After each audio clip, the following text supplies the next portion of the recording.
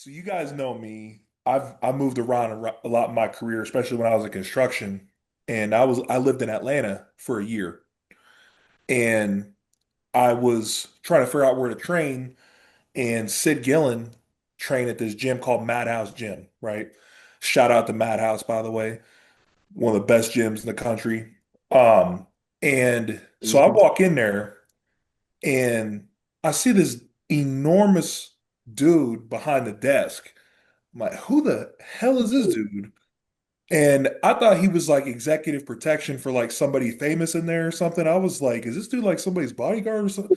Like Suge Knight looking dude. Like, and I think I said hi to him. He introduced himself or whatever. But I trained at Madhouse for about a year, and PJ, I'm telling you, man, like to this day, is probably one of the people I respect the most in bodybuilding. And the reason I say that is because, and I wanted to have him on the podcast for this reason, is because the way he trains and the way he approaches competing in the sport and improving yourself, with it, he's got his own business and everything too with coaching, is just exactly how it should be, in my opinion. You train with intensity, you train with purpose, you train with motivation, you find those things that get you through those hard times in prep, those hard sets, especially on leg day. Like PJ taught me a lot of stuff in the year that I was at Atlanta, just observing him, talking to him. Like you got to approach training with like not recklessly, but like with no fear. Like I've even posted this on my Yeah. story, like, and hopefully you don't edit this out. Like if you're approaching a heavy set, you're about to train legs. PJ, I remember one time in the gym, I heard was like, "I ain't scared of you, bitch." I'm like, "What the? Who is he talking to?" And he's talking to himself. He's talking to himself, like he's getting hype. Like I'm not Yeah. scared of you, bitch. I'm like, who is he talking to? And he's just hyping himself up before the set. And I was like, maybe there's something to that. And it's self-talk. Like it's another thing, it's like positive self-talk. So like PJ, you can go into all this stuff, I'm sure, but like I learned so much from this dude. And like I said, or like we were talking about, he got his pro card, he won our class in 22 Nationals. Me and Joe did that show. That's where me and Joe met too. And PJ, I Yeah. don't know if you remember this, but backstage, when someone shows up to a show that you're doing, you're like, fuck. And I saw PJ's big ass walk back there. I'm like, oh my God, there goes first. That's what my thought was. And I remember PJ, I don't know if you remember this. He came up to me. He's like, hey man, could I put my stuff here? I'm like, no, someone's sitting there. Yeah. Okay. I I was was, like, get the hell away from me, dude. I Oh can't believe you did man. this damn show. I was so mad. But no, and then after the show when he won out, we hugged and all that stuff, and I was oh very yeah, hell yeah. I was real happy for him, but no, I think he's a great person in the sport, and like I said, he's taught me a lot, and he could go into probably all the stuff with his theories and the way he approaches the sport. I think he should because a lot of Yeah. people could learn from him. So that's PJ, man. At least what I know about him, great dude. Nice. Yeah. I mean, honestly, like I've always loved the sport itself and like with bodybuilding, but whenever it comes to like training hard and like training intensive and like training like where you go to the gym and you just don't give a fuck. Like you're just like, Yep. bro, like I could have like a lot of shit going on in like my outside world, but like in here, I can bottle all that shit up, and I'm like, fuck it. Like every single set, if it's top set time, don't fuck with me. Leave me the fuck alone. If you my training partner, you understand how I move and how I groove. And if I look at my training partner, I'm like, bro, fuck it. Like we gonna die in this bitch. We gonna die in this bitch. So that's just my that's just my training philosophy when it comes to it. I trained with Keon for like that's like one of my really, really closest friends and shit. Because when he said out here, me and him training partners for like I believe like a year to change. And training with him, and this was that was what? 2021, 2020, I believe it was. Training with him and shit, it was like he helped to like encourage like the intensity factor of all that shit. Cause it's like training with first off, training with somebody who's already in the league and like been like, hey dog, like you need to get to this shit. I'm like, fuck yeah, let's ride, bitch. So it's just, training with him was cool.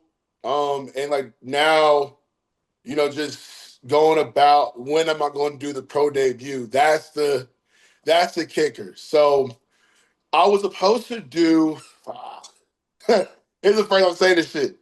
I was supposed to do Florida Pro, San Antonio Pro, and what was that? Fucking there's a Georgia show out here, Southern Muscle. And so um me and coach at the time, we weren't really on par as of where he wanted me to be at and shit. So I was like, all right, cool, bet. And so we were supposed to do San Antonio, got to San Antonio, and me personally, I'm very, very hard on myself. And if I don't feel like I'm at that point or like I give the like actual green check mark to this shit, I'm not doing it. I don't give a fuck. This is my debut. And for me personally, like I don't grind the gym all day long, every single fucking day.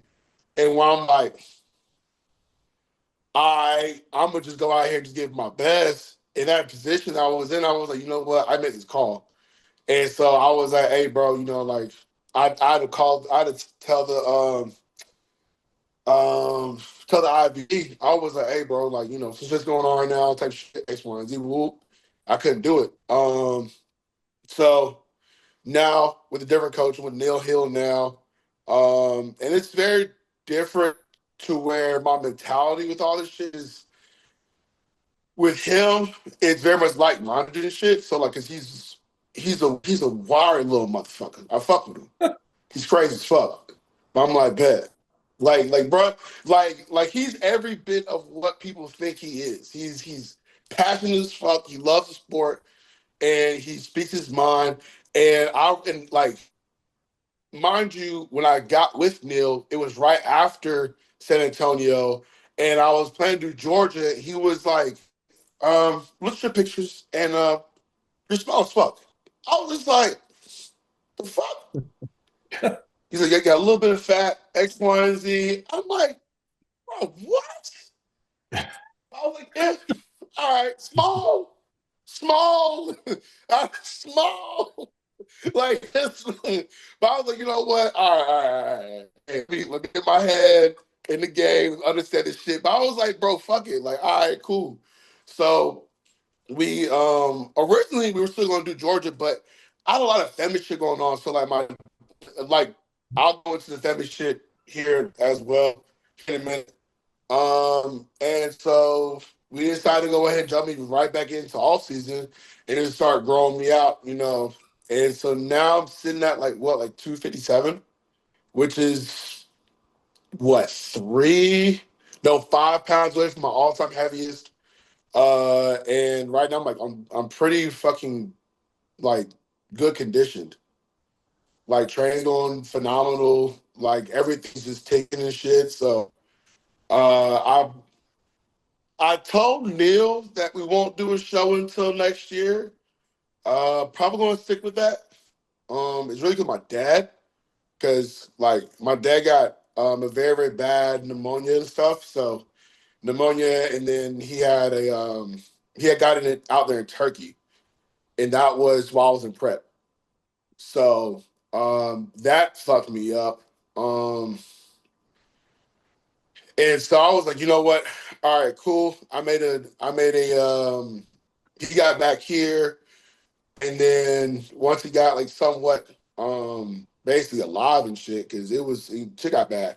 Um I told him, I was like, hey, like I want you to know, because he's just like he's just now getting to want to come to the shows, loving the sport, all that shit. I was like, hey, I'm gonna let you pick the shows out for 2027. I'm gonna sit out 2026, so that way you're good. I want you to be, strong man, be able to walk, be able to do what you need to do without extra shit going on. And that's where we're at. So, he just got out of PT.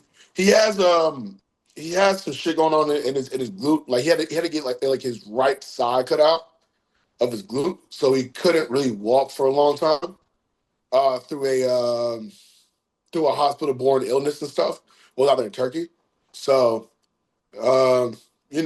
we just we sat down. I'm agreeing to it, but like I got an itch, a motherfucker. Like seeing y'all like compete last year, the year before that, I'm like, fuck. These motherfuckers look good. These motherfuckers look good. I'm competitive as hell. I'm like, bruh. We just I was like, you know what, God got, I'm a full blown Christian, and I believe, my, what, he got a better plan for me and all this shit. But like, I'm extremely competitive, and y'all, I'm fucking competitive shit. I talk shit.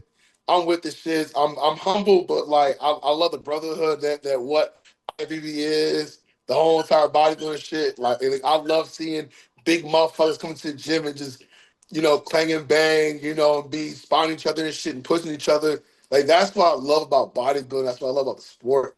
And me be able to like be in the shit with everybody. Like that's what I love about the shit. So, like, I want to like I can't wait to compete, but it's also the camaraderie of this shit because it's you. Like, you had to be a crazy motherfucker to do this shit. Like, dog, like I was a very skinny. I was a very like skinny ass motherfucker, like, growing up. And I remember me seeing a guy on a game side. I'm like, and bro had to be about 5'10", like 250, 260. And I was like, dude, what do you eat? He was like, chicken and rice. I'm like, how much?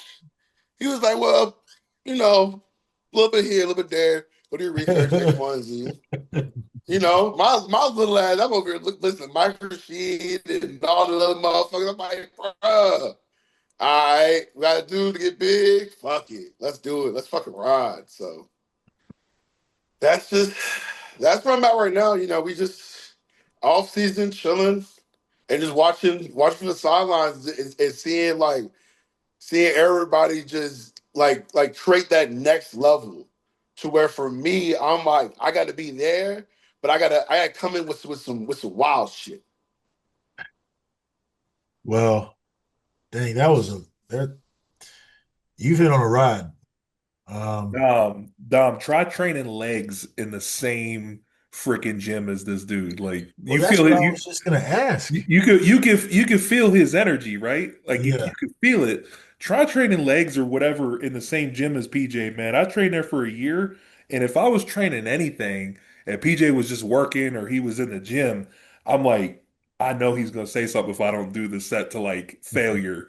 He, I'm not watching your motherfucker. I'm watching your ass. I'm on your fucking neck. I'm like, bro, I'm watching to see. I'm like, is he about to go there? And then about me, if I know you, I'm gonna yell across the gym. I'm in the gym. I'm loud as fuck. Like this, like that. That's just me. In the gym, I'm loud. Outside the gym, I'm quiet. I'm chill. I'm laid back and shit. But like, if I see you and you're about to do a top set, I'm gonna ask you. I'm like, you about to do a top set? If you're by yourself, I'm gonna be like, yo, what are you about to do? Top set? Let's fucking ride. Fuck it. How many you trying to get? Try to get 10? In my head, you said 10. I say you're gonna do 12. Fuck it. Let's ride. man, Sounds like Diamond Jim right there. This unk. man, he was Diamond Jim before that was a thing, man. Like he is just very motivating individual to be around. So what James said that you hit what I was thinking. It's like, so do you always have training partners or do you kind of, it just depends? Yeah, I always have training partners. Just because of, if I'm a very open like person, so I very much go with, if you can hang, let's ride. You see what I'm saying? So, Yeah. um, me now, I have a training partner now. My boy BJ and shit. My boy Ant and my homeboy Kane. So, those three individuals, their Instagrams It's like what is it? Who is Big Ski? And then what is this Kane Kong? Like training with people who are like physically bigger than you, I'll be like, fuck it. I'm about to push y'all some bitches too. Like, so that should be fun. Um, but like they all do understand that whenever I always set the bar high for them because of I'm like if I continue to set the bar for high for them and I'm trying to kill them, I want them to do the exact same thing with me. Yeah. Like I want them to be like, nah, fuck that. You just made me die doing 12, 15 reps with 315. Guess what you gonna do? I'm like, fuck it, let's ride. Shit, you ain't telling me nothing but number. Yeah. You know what I'm saying? So that's how I've always been. Um, I know that even if I do move or go somewhere else, it's be the exact same thing. I'm be wherever gym I'm in, I'm barefoot as hell. I I'm yelling. I don't really care. That's why I don't go to commercial gyms. That's why Madhouse Gym is my forever home. And I'm just in my zone. Like I'm really like I'm always just centered in a space of this is how I get ready for my sets, and I take my sets just as seriously as I do with my food and shit. Like everything has to be on point to the T. So you will hear me because I'm talking shit to myself. And I've had people like look at me and I'm like and like shit be funny as hell. Like I'll be in the set, I'm talking so much shit. And they'll look at me and I'm looking at them and I'm going. At this point, we lock in eyes and I can see that like either A, they're like, let me get the fuck away from him, or B, they start like coming up towards me, and I'm like, move the fuck out of my way. And then they move, and then like I get done with my set, and I come tell my, hey, I wasn't talking shit to you. I don't even know you like that, or some shit like that. Like it's trust me, like it's what I do. All right, like don't feel no type of way. They're like, no, I fuck with that. I fuck with him. I cool with that. Yeah, You know. that's Yeah, that's one of the things. That's one of the things I learned from PJ specifically was the self-talk thing, and I never understood it. Right, just like he's saying, like when I would see him do it, I'm like, is he mad at me? Is he mad at somebody else? Like, no, he was talking to himself. Like he was like trying to motivate himself into the set, and I didn't understand that until I started doing it myself. And then PJ, I don't know if you remember Aaron Donald from the Rams. He defensive tackle. Yeah. Yeah, so Mm-hmm. I saw a video where he was doing it in the Super Bowl, self-talk, and he was sitting there, or he it was like in between plays on the field during a timeout, and he's like pacing back and forth, kind of like how you used to do. And he's pacing back and forth on the Mm-hmm. field, and he's like, "Man, this is what you worked so hard for. This is what you did all that work for. Like, let's go. We got to get it right now." Like Mm-hmm. that kind of stuff with a lot less cussing, right? But like, you know what I mean? Like, Mm-hmm. I didn't understand that until after I started doing it myself and then seeing like videos where Aaron Donald does it. Like some of these other athletes, it's actually very helpful to do that as an athlete for yourself is to like motivate yourself to do something like that. So that's one of the things that PJ for sure taught me. I learned a lot with doing that. It's very helpful, especially on my heavy leg days, for sure.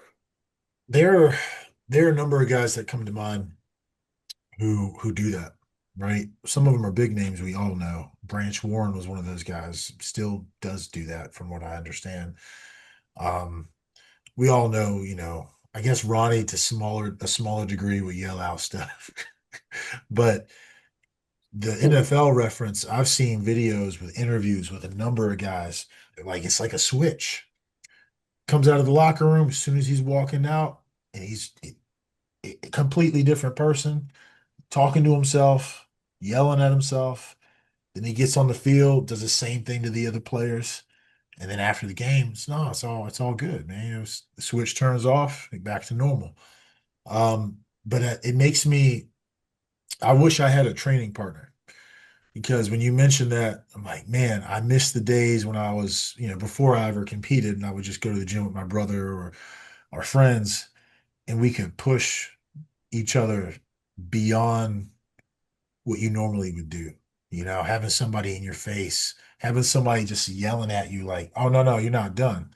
Like when I went down to Texas last for nationals, I trained with Nate, and I'm like, "Damn, man, there is a difference." And it's not to say you don't, you got to learn how to push yourself, right? You got to be able to get there on your own. But it is a nice, it is beneficial when you got somebody who is right there, same mentality, understands we're going all the way to where we need to go and maybe a little bit further. So that's cool, man. So you trained with Keon, like you mean Keon Pearson? Yeah, That's cool, man. Yeah, yeah. that's and that was back when he was still doing classic, right? Or was this when he transitioned to do how long ago was that? This was when I think this was whenever he transitioned to, this was his 212 Okay, time. okay, Because it was during that time of him going from classic to 212, and then I believe around the time that he had done, what was it, Atlanta for his first show, or Chicago Pro, that was out of Atlanta that he did. He did that one, and he had his whole entire like stuff going on and stuff. So yeah, yeah. that was fun, honestly. Like we still talk shit to this fucking day. Like still call him up and shit. It's just that now he lives out all in fucking Vegas. And he was so ecstatic when we heard that I was working with Neil. He was like, "Yes." I'm like, he's like, "Get my trade partner back." I'm like, "Bro, I'm not moving out to fucking Vegas. All right, like, hey, now, big boy. I gotta, I'm definitely gonna be out there in Vegas more, this year coming, just to get time with Neil. I do believe, and this is the one thing that I've learned through the years, is that coaching has to be like, in our sport is a very, very serious thing, especially like at our levels of like the coaching athlete has to be like one because of, all right, so y'all don't know this. Whenever I did nationals, I was on stage at like I woke up that morning at 2:17. The night prior to, I was 2:35. And Whoa. Ray Baker was my coach at the time. Yeah. And he gave me, so like Ray's very like an organic person, all great person, great fucking coach. But he gave me, we were loading diuretics from Wednesday, and I only take over the counter diuretics. So like it's some expel shit. So like I'm like we've done it 1,000, we've done it a couple other times before. So we started loading me up. I'm slowly pissing out water, like everything's cool. The night prior to the show, I guess because cortisol levels like just dropped. I was chilling, smoking weed, enjoying my life, whatever. Fuck it. The night before the show, he looks at me. He was like, "Hey, we can get a couple little more pounds off. Let's go ahead and put in, like a little more diuretics. Nothing crazy. All right, cool. Go to sleep." I wake up. I peed so long that he thought that I went to sleep, and I woke back up. I was just standing there. I was just pissing. I was just standing there. He was like, "Drink some water, X, Y, and Z." Mind you, I'm like, "Fuck it. All right, cool, but sip some more water." Wake up again, continuously pissing throughout the fucking night. I woke up that next morning, and because of me and Ray we're so here with it. Also, partially, I was a little bit high as well, but he was like, "You're good. Come on, let's fucking go." I'm like, "Fuck it, let's fucking go." And I looked at the scale. I said, "Shit. All right, well, shit. Let's fucking ride." And nobody knew that like that was even in my head because of with Ray, he literally had my back to the shit. Now, most people would have been that's a oh shit moment for like a lot, like even if this shit happens to me to this day with another coach or whatever, I'm gonna be like, fuck. Like, damn, what we need to do, get my weight back, X, Y, and Z. He was cool with it. I was cool with it. He was like, "Hey, we can drink some water, get some food back in you, X, Y, and Z, and let's, we came here. And I was like, fuck it, let's fucking ride. So, and I came back in finals. I came back finals like I believe like 3 or 4 pounds heavier.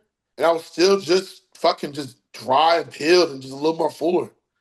But through that experience, it taught me because of if you have a coach, especially at this level, y'all need to be one.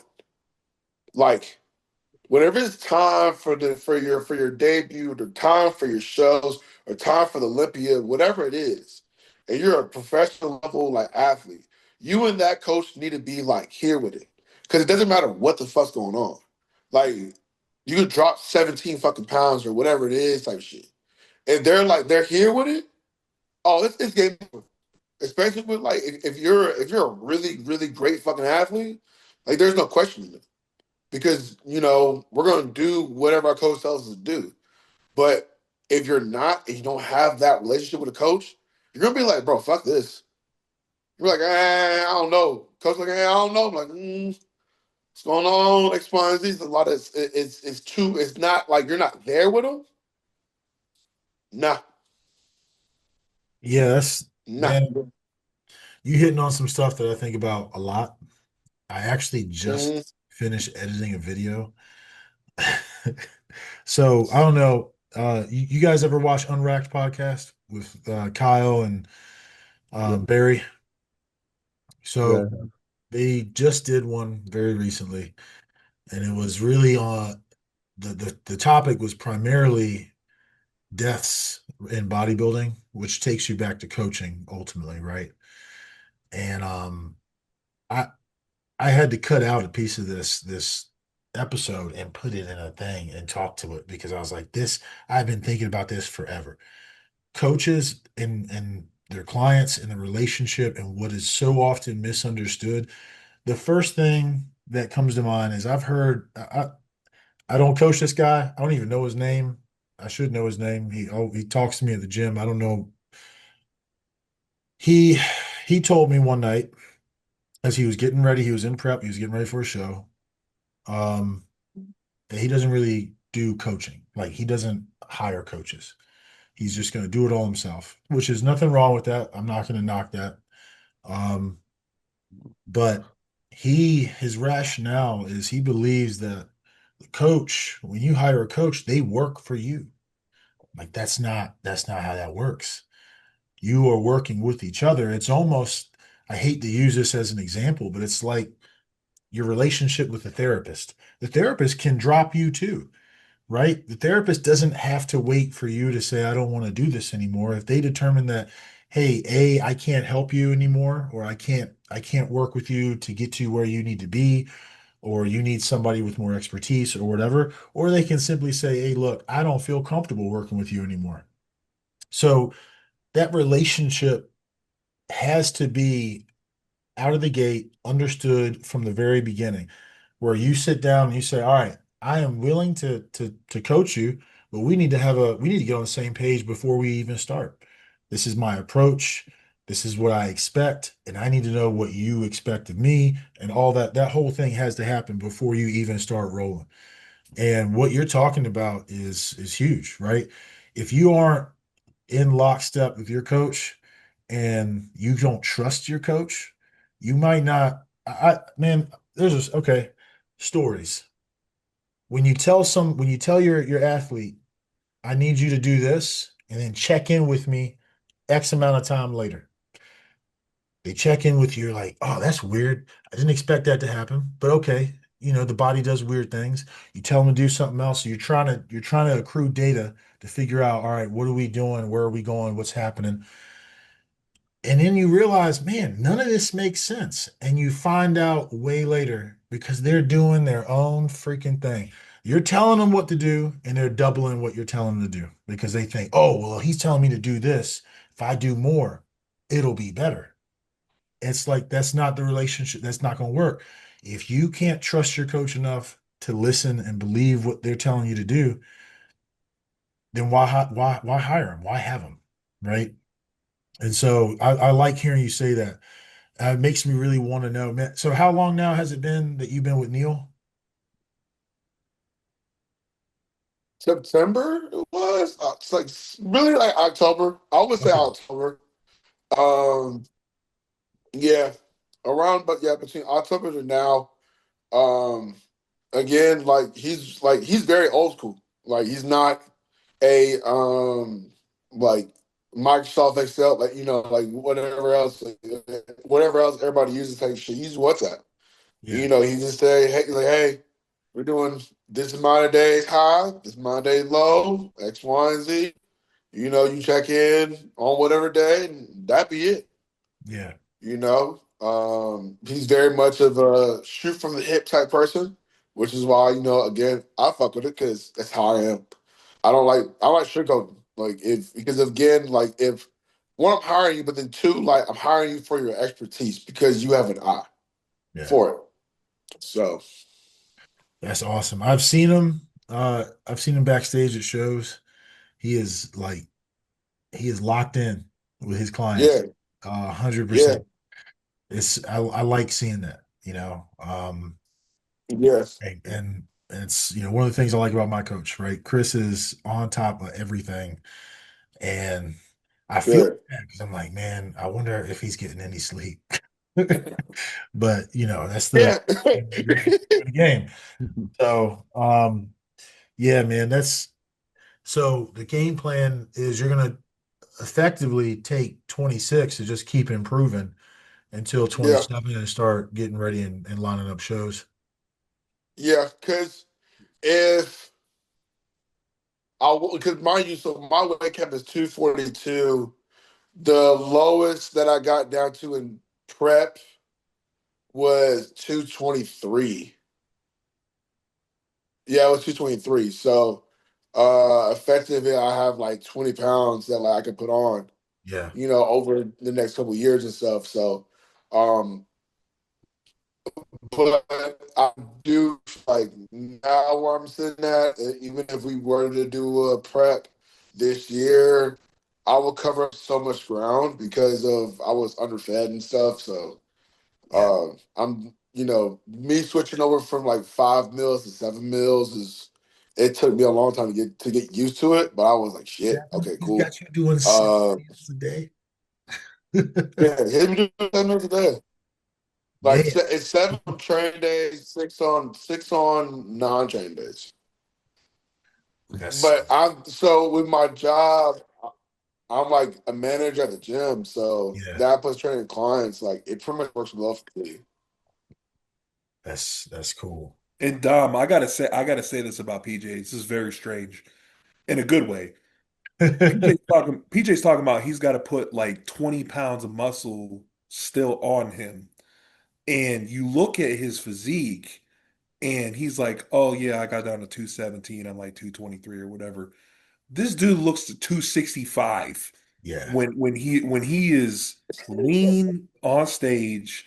The dude looks a lot bigger than he actually is on the yeah, scale. And that's the craziest part about it is he has that dense structure where, and I'm not trying to tell him to do this. I'm just saying if he wanted to, he could go to the open. And I'm being dead serious. If he wanted to really do that and grow and do that, he could do it. But I'm telling you, the guy, he's sitting here saying, oh, it was 217, 20. Get the hell out of here, PJ. You're a lot bigger than that. You know that. And his back is monstrous. And that's the thing, is like there's certain people in Classic who they say, like, I got more room in the cap.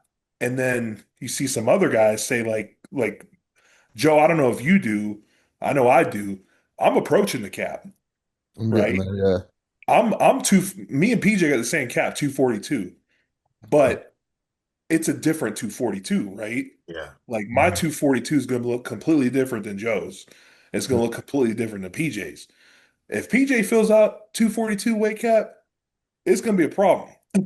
So when I fill a That's 242 weight cap, I'm going to be a problem too, but like in a different way. Like because the shapes are different, Mhm. structure's different, the density's different. So um it's just crazy to hear people say like PJ was just talking about his numbers and his weights and stuff, and I'm just like, but you look so much bigger than that. Yeah. So it's Mm. crazy how people could say like, "Hey, my weight is only this," but they look so much bigger. You know what I mean? So Yeah.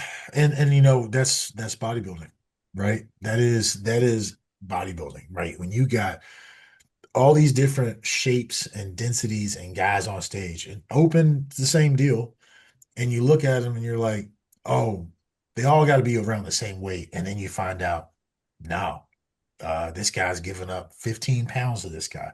Like, there's no way. They look like, and it's all there's muscle bellies, right? How how people carry that weight on their structure. And it made me think, we had Cleef on here. Cleef's one of those guys. He's like, yeah, I'm still trying to catch up. I'm like, catch up? catch up to who? Yeah. I'm like, have you looked in the mirror? Have you taken a video of your back? Like, what are you talking about? And so yeah, there are guys who are built for this. It's like, and that's one of the funny things to me. I always wonder if everybody pursued this and had the same level of drive and discipline and whatever, some of the freaks that are out there who just don't train or just don't, they just don't care about that stuff. Like, because I got a buddy of mine he's 5'9" and he doesn't work out ever at all. He doesn't do cardio. He doesn't train in any kind of way. He eats a bunch of bull crap. But we back in the day, he wanted to go to the gym with us, and we did that for a few months, and we were like, man, if he wanted to, he would be a freak. He would be a freak. He had all the right pieces there. He just didn't, and everybody has their thing, but it's that structure, and it's it how you display it on stage is uh is everything in bodybuilding, right? So that's good to know though, because now I know whatever shows you're going to not to go to. So that's pretty neat, man. I don't want to make this about Neil because whenever I talk to someone who has a coach that I'm like, oh, I'm really curious about how they do things. What's it like? What are they, how's it working with them? So Mhm. I won't go down that road. I don't want to make it about your coach. But I am now going to be watching like, ooh, when somebody changes from one coach to another, you want to see what happens with this guy, and I'm Yeah, sure you're thinking the same thing. You're probably like, hey man, this is clicking. I can't wait to see what kind of improvements I make under this person. Um, so yeah. that'll be fun to watch. What No, so it definitely is. I like it. yeah. Go ahead. So I was just gonna say, well, before I keep talking, Joe, did you have any questions or anything before I know I start talking and taking over, man. No, I don't got any questions that I can think of, but just looking forward to seeing your debut, PJ. I was watching your stories last year, and it looked like you were gearing up for a show, and then I was like, where'd this guy go? So good to hear the story and good to hear that you're still on track to, get on stage next year. So Yeah, appreciate that, dog. Yeah. how is so you mentioned that you coach, right? Did I catch that Yeah. right? So Mhm. what is it competitors lifestyle or is it both or what's that look like for you? It's more heavily like transformation clients, and just regular everyday people. I Yeah. have like only like a few, like only like five competitors. Um, but I mean, I truly just enjoy training like just regular people, honestly. Just because Yeah. like with them, they they they're not on a they're not geared towards doing one show and being like, well, like put everything toward a show. They want to like look and feel better. So Yeah. I actually started training because of like with my uncle. He passed away for with health conditions and stuff. And with like men, like a lot of men don't take care of themselves at all and shit. So I just see that as an opportunity for me to help guys out to get to get better and shit. And that's just where what I love to do. Just have regular guys come in the gym, Like tomorrow morning, I start training clients at 4. So I got yeah. Um, and then throughout the day, I'm training clients. I'm at the gym, managing the gym and stuff at Madhouse Gym, and that's basically it for my day. And that's just every day. Check myself, and that's life. That's wild. I can't imagine. Um, that would be just to be in the gym all day. And then I'm assuming at the end of the day it's time for you, or do you squeeze it in between? Oh, I squeeze it in between. I train at like 11 o'clock. So definitely blessed to be able to do that. And after that, I get done my work at around like 4 p.m. Yeah. That's yeah, because well, so basically how it goes for me at the gym, come there all day for like 12 hours. Um, like I'm basically like anytime I'm in the gym, I'm managing the gym. So Yeah. I can literally like be training, something going on, and I have to get pulled away. And granted, I'm with it. I'm like, fuck it. All right, cool. Because it like Madhouse Gym is a very, very dope gym. Shout out to Mark. Definitely great individual. Mark and Kim, they're like family to me. And like seeing somebody create a space. So Madhouse Gym has like over 700 pieces of equipment. It has he has maxed out a 35,000 square foot facility to the brim. He has 620-pound dumbbells that he has made. What? Yes, yes, yes. I thought He has no hidden thing. He has a set of dumbbells down in the back of the gym. They go from 220 to 600. What is it, 620 or 670?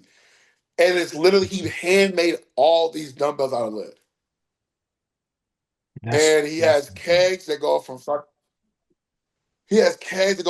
pounds to 700-pound keg. Like it's literally madhouse, literally insane as hell. Like it's insane, but he loves just making sure people get better at whatever they do.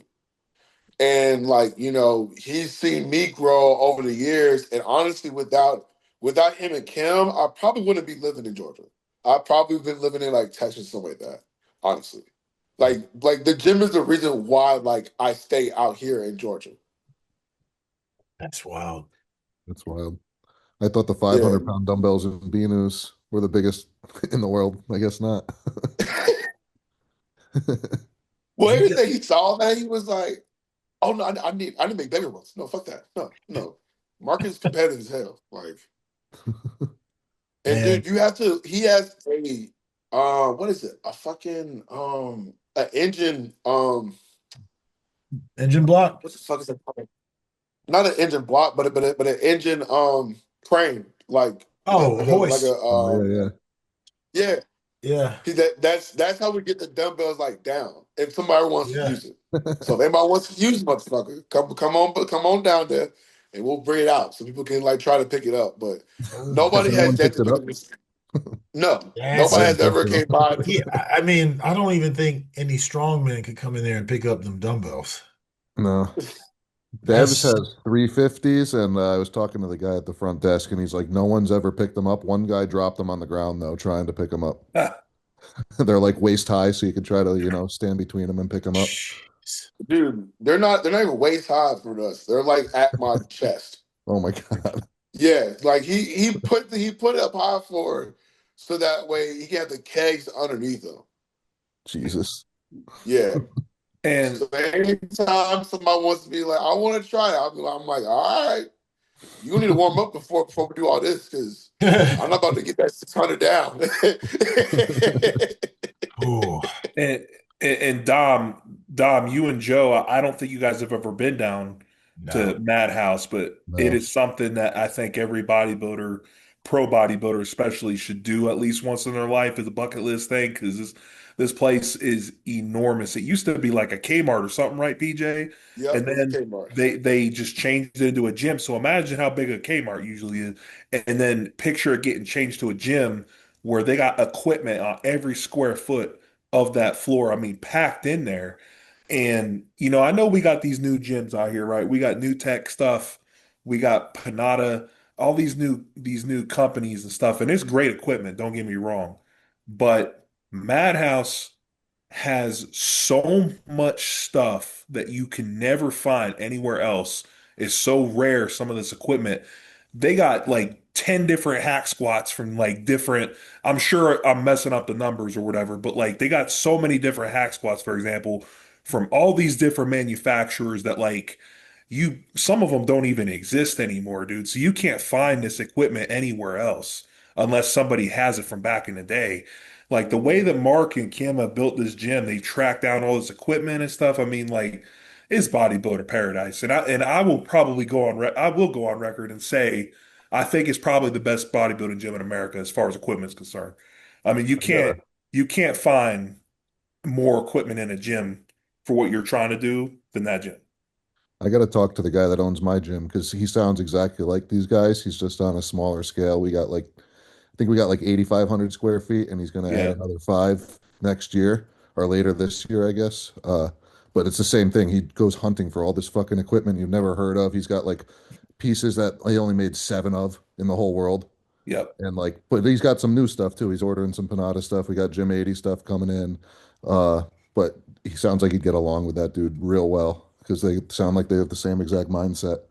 probably know Yeah. what you're talking about. No, He's gotta know him. I'm gonna talk to him tomorrow when I'm at the gym and see if he knows him. I guarantee you he does. yeah. I'm looking at pictures right now. Man, I mean, I don't know how to Pictures. describe this one picture. It was It's the is real deal, man. but I see the picture with the kegs and the dumbbells. Um, Yeah. you got 520 pound dumbbells sitting on the rack. I'm like, nobody's getting that off of there. No. The reason why it's that way because we do have, special people. I'll call special people who will try to do it and then they get it somewhat down and then they don't get it back up. Yeah, And then yeah. I have to come back to the back. And we're not trying to clean it up. No, no, please. Because I I mean, I don't even know how to. I'm trying to fathom that, right? There are people who will deadlift 520 pounds on a bar with weights loaded on both sides, two hands, everything you got pulling this thing up. You're talking about a single dumbbell with one hand. Like yes. this is crazy. I'm Yes. surprised Larry Wheels hasn't been by here Yes. and tried to do something with this. I, again, I don't think like because of their marketing isn't like a lot of people just don't know. Again, a lot of people just don't know that like Madhouse is in Mableton, Georgia, so it's not Yeah, in the metro of Atlanta. Mhm. Um, like it's not a very like heavily marketed gym, but we have a bunch of like good pros who train out there and shit. And it's just we just again, it's not. I would say this: it won't happen until somebody like Larry Wills come in there and he's yeah, like, "Fuck it, I was going to try it," and it's like you just have him on video doing the shits. Well, I mean, every year they have the Atlanta Pro, yeah, right? They got Yeah. all kinds of pros going in there, and I mean, they've had some of the best pros you can think of Yeah. train out of Hmm. there. I mean, Sid Gillen, probably the best figure Olympian of all time, trained out of there. One Hmm. of the best athletes of all time. Corey Morris trained out of there. I Hmm. mean, PJ trains out of there. Sporty was in there for a little bit. I mean, they had a bunch of different pros like that trained out of there. I think, like they said, it's just a marketing thing. Like they're gonna have to get some influencers or something on out there. But I told PJ before, I was like, man, sometimes I think about moving back to Atlanta just for the gym. Yeah, It's that damn good. and dude, the crazy part is like Mark and Kim would be if you are in the gym and you're either a powerlifter, bodybuilder, strongman, you're like actively competing, and you're like, hey, like I need this to help us, to help me get better. They'll track it down, and next thing you know, it's gonna be right there. Like I remember I was watching who was I watching? PJ, you got them to I was get the watching Cybex hack squad in JP there, say didn't you? yep. Yep. I Cause remember I that. cause I watched Train by JP use that motherfucker. I was like, "Dawg, I need this. And they were like, all right, cool. Next thing I know, Mark's like, I got a present for you. I'm like, what you talking about? And then it's on the back of his trailer. I'm like, oh shit. And that's basically how it goes with them. Like they will get it. They will find it. They will get it. It's gonna be right there, sitting And there, pretty I don't know bow if you tied got up, ready to go. I don't know if you guys ever used that Cybex hack squat thing, but man, that's Oh, that's the best probably the hack most spot. difficult. That's probably the most difficult hack squat It I've is, ever seen. yeah, I love it.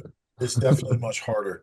Yeah. But I will tell you, I never heard of this. Let me make sure I'm even getting the name right. When I went down to Texas and I trained at the Louisville Absolute Recomp, they had they had a hack squat there. I had never seen this thing before. I'm pretty sure I got the name right. Edition 80, I think it is. Um, Gym 80. And I mean, I didn't even have to put that much weight on this thing. And it Is that felt, where the one where you load the plates like behind you? yes. That's what Wesley uses. Yeah. Yeah. I'm Yeah, like, this it's might like be the, European shit.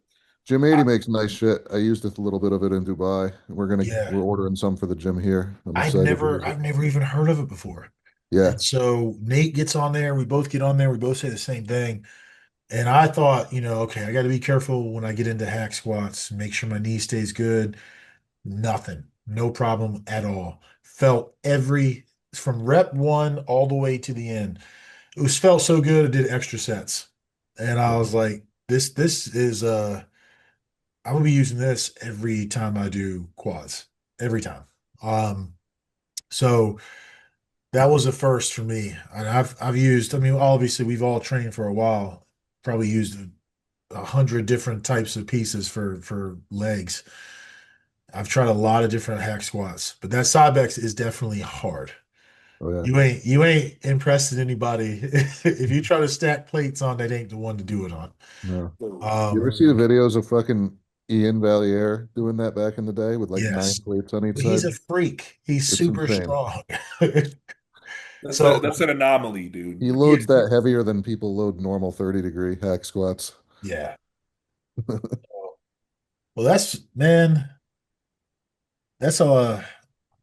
that's really cool to be able to do to take what you love doing as a competitor and to have it tied into what you do as a career. You get to go home when you go to work. Yeah, basically. That's usually how it goes for me. I love it so much that it's like I have to pull away on Sundays. I'm like, everybody knows, please just don't contact me on Sundays. But Monday morning, we in there. Nice.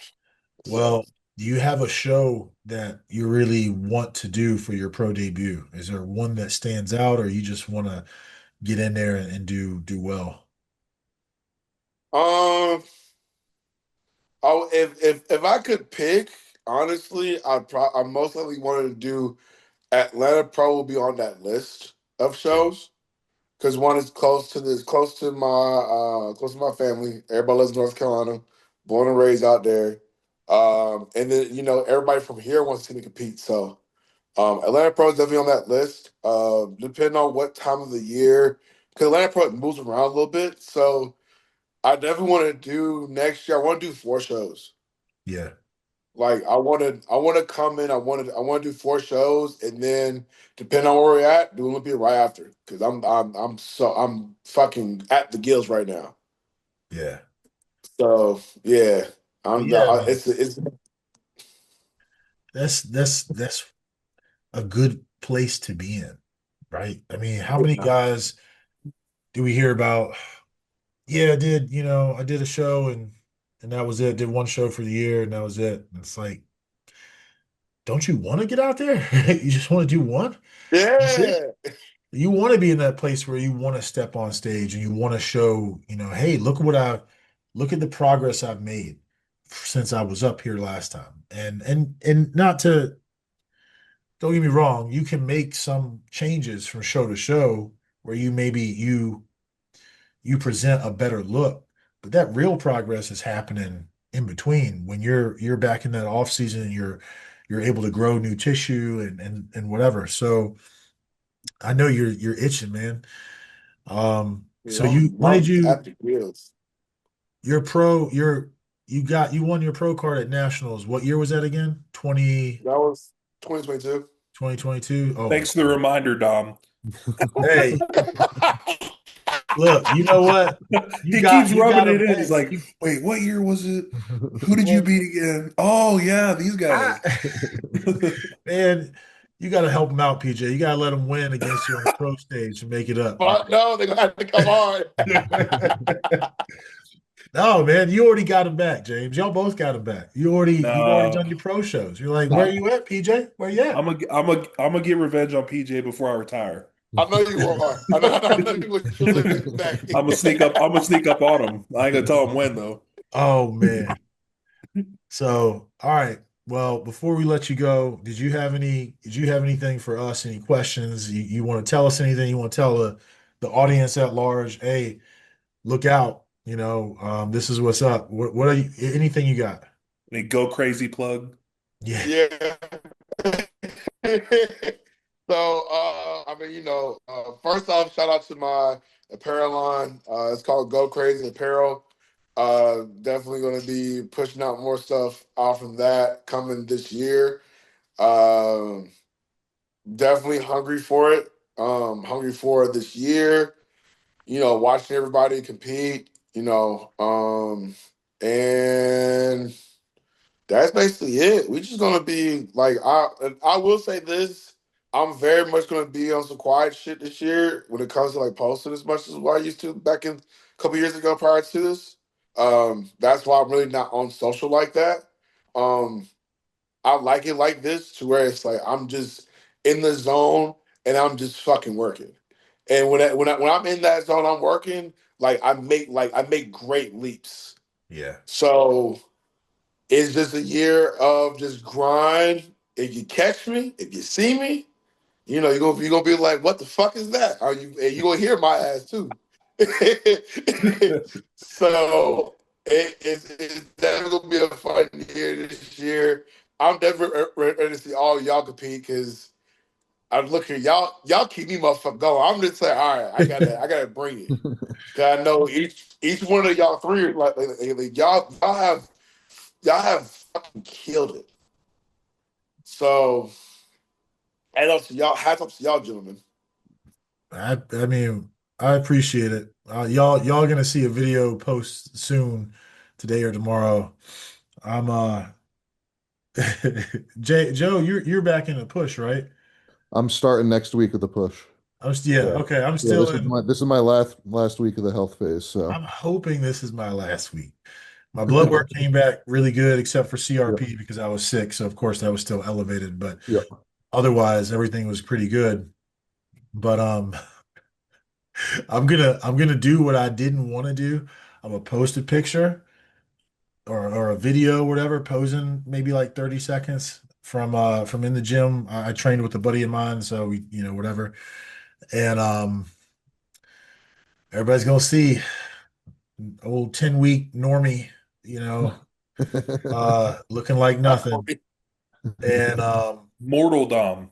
Mortal. yeah, I mean, y'all know how it goes. You know how it is, right? You're like, especially when well, Joe, you or James, you were there too. You had stuff going on. You get sick or whatever, and you drop Oh, all yeah. this weight, and you got to climb back out of the hole. And you're still in the health. In this case, I was still in health phase, and I'm like, Just doughy weight that gets I added. I Yeah. can't look at this. I don't want to see this. Yeah, I don't even look at my check-in pictures. I just take them and send them to my coach. Yeah, man, don't even look at him. Don't even look at him. No. I sent the last check-in I sent. I even put a message in there that said, "Listen, I'm sorry. uh, Listen, I'm sorry. this posing isn't great, you know, blah blah blah. Chris is like, I'm sure in his head he was like, "What is wrong with this guy?" But he was very nice in his response. So yeah, I'm ready to get back into, Oh, that's a question I got for you guys, if y'all don't mind. Um, when you're in a health phase or recovery phase, whatever you want to call it, are you pushing in the gym as intensely as you do when you're not? No. I don't. I'm still working hard. Don't get me wrong, because for me, even with my clients, I'm like, performance is an indicator. Okay, so just because we're in a recovery phase doesn't mean you can go in there and tiptoe around and pussyfoot and do stupid stuff. But the focus, the goal is to recover so you can go hard after. Is that how you guys Yeah, look at it? Yeah, that's exactly it. Because, for example, like we were talking about with PJ earlier, one leg day, like you got to motivate yourself to do like these max out sets and like heavier weight than you've ever done, even if it's only like 4 to 6 reps. I'm not doing that stuff in a health phase. Yeah, If I'm pushing, absolutely, that's the time to do it. But if I'm in a health phase, I'm not maxing out. I'm not trying to do more than I've ever done before just to see if I could do it like and grow. Like I know that that's the time to like maintain or just, improve steadily, but like it's not going to be leaps and bounds at that point. yeah, yeah. And so yeah, I'm in agreement with you, man. I got a guy, he's getting ready to come out of his health phase. And I told him, I said, listen, you got tendinosis in your elbows. We ain't pushing with that. That ain't gonna work. So right now, he did what I told him, and his elbows are good. Everything's back to where we want it to be. But um, I was like, you're not training them. You're for the first 2 weeks or first week, no tricep movements. And if it hurts when you're doing chest, stop it. And then we're going to slowly rehab our way back in, because obviously tendon repair, you have to actually still load the tendon. You can't just do nothing. But when you're talking about tendinosis, that's worse than tendonitis, right? So we did that and all as well, but that's my approach, and I think that's how I think that's how it should be. But I didn't know if I was just, some kind of outlier. Maybe I was being crazy or something. So, all right, cool, man. Well, no, because is that you do the same thing? no, because yeah, I mean, I used to in health phases, I used to get like fucked, like mentally been like, oh, I'm not hitting the exact same weight or whatever has it. Amanda, which Keon's fiance, Yeah. she's my training coach. And she had to completely put me to the side. She was like, hey, like I need for you to go to the gym. Do not PR or ER. You need to just just get a pump and that's it. Just get a pump. That's it. And I do that for like it was about like 8 weeks. Like me, especially me coming out of prep. Like if there was no crazy ass progression, even if I wanted to or felt like I'm good, I was like, dude, let me just ease off. Let me just feel this shit around. If it feels crazy, crazy heavy, or I'm just like it's against what we've already done. Let's not do it. So Yeah. it definitely helped me keep me healthy because I've had too many injuries, like way too many, like little nicks and pops and shit. And I'm just like, nah. Yeah. Hey, you mind me asking how old are you? I'm 29. Okay. Yeah. So that's you're getting to that point where, I mean, we've all been there, where things start shifting, when you're not 22, 19, 20 years old anymore, where you can, oh, I hurt myself, and the next day, brand new, it's like nothing ever happened. Right? Yeah. Those days starting to go away. You gotta do more for a warm up. You gotta be smart about your recovery more. And then obviously doing what we do, the bigger and stronger you get, the more that matters. But Mhm. um, all right. Well, we kept you, man. I kept you for a while. I'm sorry I talked so much. No, you're Uh, fine. You're fine. You're fine. so We appreciate you being on, man. Really do. We'll have to have you again and drill into some stuff. Send you some questions ahead of time, and now that we got you kind of, I don't want to use the word. In the pipeline. Yeah, yeah. We got you in there. So The you have piece. been you have been initiated. So we appreciate it, man. Perfect. This shit's crazy, but all right. Yeah.